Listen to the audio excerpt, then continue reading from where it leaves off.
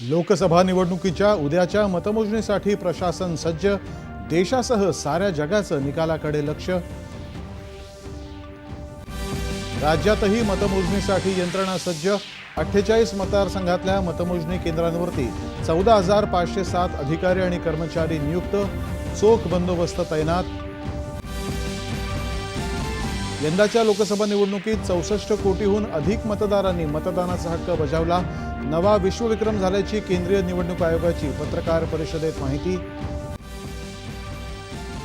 भारताचा विकास जागतिक परिप्रेक्ष्यात पाहायला हवा, नवी भव्य स्वप्न पाहायला हवीत, पंतप्रधान नरेंद्र मोदी यांनी देशवासियांना लिहिलेल्या पत्रात केलं आवाहन।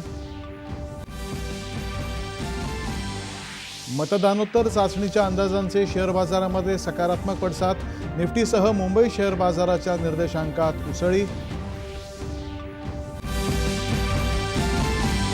राज्य विधान परिषदेच्या पदवीधर आणि शिक्षक मतदारसंघासाठी भाजपाकडून निरंजन डावखरे, किरण शेलार आणि शिवनाथ दराडे यांच्या उमेदवारीची घोषणा। आणि जम्मू काश्मीरमधल्या पुलवामा इथं दहशतवादी आणि सुरक्षा दल यांच्यातल्या चकमकीमध्ये 2 दहशतवादी ठार।